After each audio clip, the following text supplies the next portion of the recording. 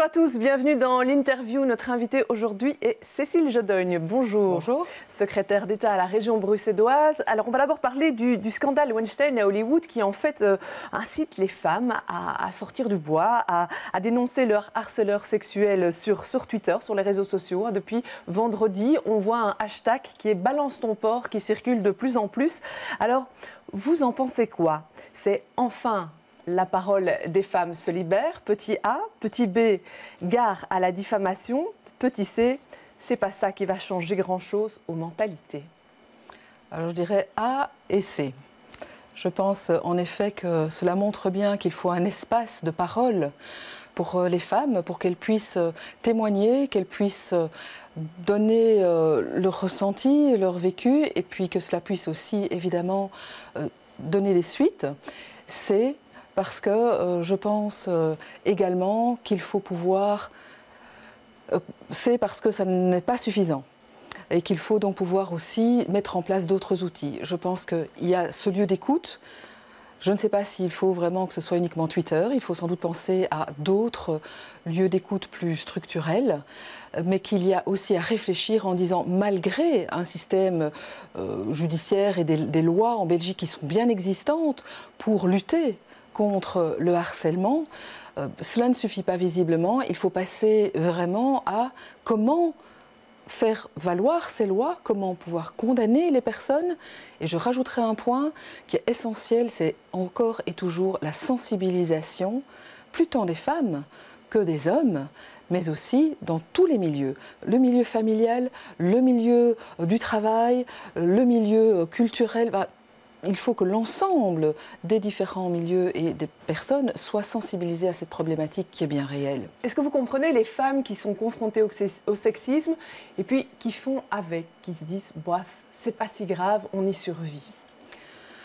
C'est une question difficile parce que je pense que chacun y réagit de manière différente. Chaque femme est différente. Toute situation est indéfendable et vraiment inadmissible, c'est irrespectueux et ça va parfois même au-delà de l'irrespect. Mais c'est vrai que chacun répond de manière un peu différente. Néanmoins, je pense qu'on ne peut pas entendre un discours qui dit « oh, c'est pas si grave ». Donc il faut absolument vraiment prendre le taureau par les cornes, si j'ose dire, et de se dire il faut pouvoir aller plus loin. Dans le milieu politique, vous l'avez remarqué, ce sexisme, il existe toujours? Je n'ai pas d'expérience où j'ai dû le subir. Maintenant, dire qu'il n'existe pas, c'est faux. Bien sûr qu'il y a toujours un sexisme, mais je ferai une différence entre le harcèlement et le sexisme. On est dans des situations graves d'atteinte à la personne quand on parle de chantage, de viol. Enfin, c'est absolument épouvantable. Maintenant, un sexisme latent, et c'est pour ça que je dis qu'il faut envers et contre tout poursuivre la sensibilisation, dénoncer des faits comme cela, prendre les mesures et utiliser le cadre juridique qui est en place en Belgique. Alors, on va en venir au sujet de cet après-midi. Il y a une conférence interministérielle intra-francophone, donc en gros des ministres de différents niveaux de pouvoir francophones qui se réunissent pour parler de la réinsertion des détenus. Qu'est-ce qui doit ressortir de cette réunion? Donc c'est effectivement une cime sur le milieu carcéral. Il est vraiment essentiel que l'on puisse prendre des mesures auprès des détenus en matière sociale, de santé, mais aussi culturelle, économique, de formation, pour aider à la réinsertion. Je suis convaincue que c'est un élément essentiel qui doit déjà démarrer, évidemment, en prison. Et nous nous réunissons donc pour faire état des différentes mesures qui nous concernent dans nos compétences respectives, pour voir quels sont les ponts, la cohérence que l'on donne à tout cela. Et pour ma part, je viens avec le soutien d'une nouvelle initiative depuis 2016 de la SBL iCare qui travaille à la fois sur l'écoute, la disponibilité, soit en entretien individuel, soit collectif, avec des détenus de la prison de Berkendael, mais qui développe aussi une newsletter pour les personnes qui travaillent avec les détenus, et c'est essentiel d'associer aussi les travailleurs dans les prisons, et enfin qui développe une expertise qui va bénéficier à tous les niveaux de pouvoir, y compris le fédéral, dans l'approche qu'il convient de mener en matière de promotion de la santé, parce qu'il y a malheureusement vraiment des maladies qui sont beaucoup plus présentes en prison qu'ailleurs et contre lesquelles nous devons pouvoir faire une politique de promotion, de prévention. Est-ce qu'on a les moyens d'offrir suffisamment de services quand on connaît la population carcérale qui est très élevée? Est-ce qu'on peut toucher tous les détenus ou ça reste quand même toujours limité à quelques-uns? Alors, il faut quand même rappeler d'abord que la problématique de la santé en prison reste une compétence du fédéral et pour le moment du ministère de la Justice dans le cadre du fonctionnement de la prison. Là où nous pouvons intervenir, malheureusement sans doute pas assez et par en touchant tout le monde, c'est dans l'accompagnement au niveau donc de la promotion de la prévention de la santé pour ce qui me concerne et d'autres compétences pour ce qui concerne mes collègues francophones. Oui, en juin 2016, il y avait déjà eu une première réunion comme ça et à ce moment-là, vous aviez annoncé qu'on allait récolter le constat de tous les professionnels actifs dans les prisons sur les questions de santé. Et de toute cette collecte, vous en avez retiré quoi? Que le travail est énorme et qu'il faut surtout vraiment apporter plus, en premier lieu, d'information et d'écoute aux détenus. Ce n'est pas suffisamment le cas aujourd'hui. Que le détenu puisse lui-même aussi être acteur de sa propre santé, c'est essentiel. Et malheureusement, ça passe souvent, finalement, pas dans les priorités. Et donc, c'est ce qu'il faut ramener, pouvoir s'occuper de soi-même aussi en prison. Alors, je vous propose de mettre votre casquette de secrétaire d'État en charge du commerce extérieur. On a appris que la région ne se joindra pas à la Wallonie pour une mission en Birmanie, au Myanmar. Qu'est-ce qui vous a amené à changer d'avis?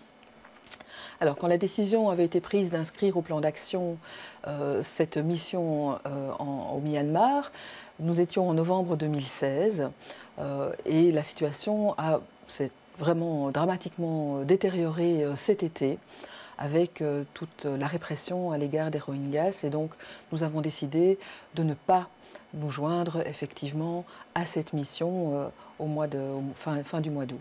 Quelles sont les limites qu'on se fixe comme ça pour décider les endroits où on va ou on ne va pas? Ici, il s'agit clairement effectivement de violations extrêmes des droits de l'homme, puisque aux Nations Unies, on parle même d'un génocide.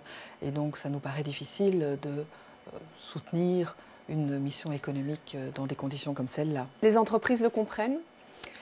Globalement, oui, pour ce que j'en entends en tout cas, et nous allons d'ailleurs travailler à les sensibiliser aussi à ces questions-là. Alors, est-ce que ça veut dire que simplement on ne va pas en mission économique, mais qu'on donne quand même un soutien aux entreprises qui veulent travailler avec ce pays-là, ou qu'on gèle tout? Alors, on va voir s'il y a des demandes. Les positions à prendre sont très difficiles et il faut justement apporter de la nuance et de la souplesse. Une situation n'est pas l'autre et surtout, les choses évoluent très vite. Je reste aussi persuadée que le commerce extérieur, comme la diplomatie, qu'elle soit économique, culturelle ou la diplomatie normale, c'est un élément essentiel pour pouvoir maintenir un contact avec le pays et l'ouvrir. Et puis dire aussi que les entreprises travaillent avec d'autres entreprises qui ne sont pas nécessairement inscrites dans les décisions politiques d'un pays. Alors, les Brussels Day, ça se passait à Berlin, ça vient de se terminer. Ça fait pendant 3 jours, Bruxelles va un petit peu montrer sa vitrine, montrer tous ses atouts là-bas.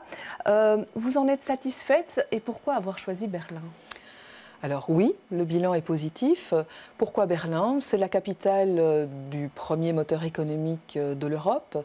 C'est aussi une capitale qui a pas mal d'atouts semblables que nous partageons avec Bruxelles. C'est notre premier partenaire économique aussi en Belgique. Donc c'est important de pouvoir aller vers à la fois les entreprises, mais aussi le public berlinois, et nous aller avec donc nos secteurs porteurs qui trouvent du répondant aussi à Berlin. Alors dans le bilan, vous soulignez un intérêt pour l'investissement immobilier dans les zones stratégiques de développement, comme la Cité des médias qui va naître à Reyers, près de la RTB et de la FRT. Ça pourrait concrètement déboucher sur quoi? Donc, rappelons effectivement que le Mediapark va accueillir des entreprises qui sont spécialisées dans les médias, donc toutes les technologies de l'information et de la communication, mais de l'audiovisuel aussi. Ce sont 2 secteurs, à la fois l'éthique et l'audiovisuel, et notamment la réalité virtuelle, qui sont très présents à Berlin et qui sont en demande de partenariat et d'implantation ailleurs. Et donc nous pouvons là leur offrir un écosystème à Bruxelles qui est performant, et à la pointe également. Et donc là, des échanges qui seront constructifs. Alors pour janvier, vous annoncez 3 nouvelles aides à l'exportation. Ça cible quelles entreprises? Qu'est-ce qui va changer par rapport à maintenant? Alors, nous avons à la fois un nouveau focus, un focus plus particulier sur les nouveaux exportateurs et sur les toutes jeunes entreprises, les start-up. Là, il y aura des possibilités de majoration des subsides. Nous avons aussi 3 nouveaux incitants qui sont...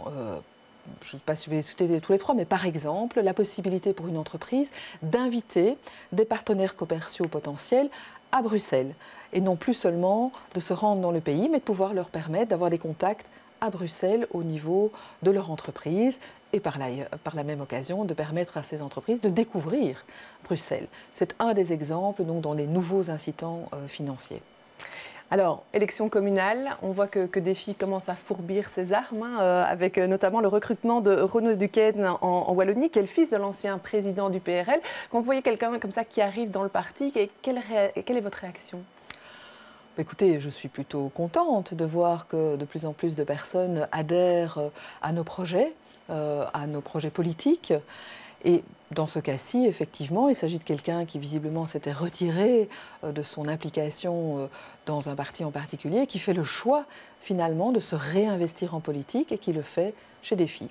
Alors, question investissement politique, personnellement, vous, qu'est-ce que vous choisirez pour la suite? Plutôt la région ou Schaerbeek? Vous êtes échevine empêchée pour l'instant. C'est une question difficile parce que les deux me tiennent particulièrement à cœur. Je peux vous dire en tout cas que je serai sur les listes communales à Schaerbeek. Et vous aimeriez y avoir un poste à responsabilité? Oui, mais on verra comment les choses se mettent en place avec les nouvelles réglementations. Mais mon cœur est toujours bien à Schaerbeek et à Bruxelles. Oui. Bon, mais il faudra quand même choisir à un moment. Je vous remercie d'être venu sur ce plateau. Je vous remercie de nous avoir suivis. Demain, vous retrouverez Jean-Jacques Deleu à la même heure pour une nouvelle interview. Excellente fin de journée.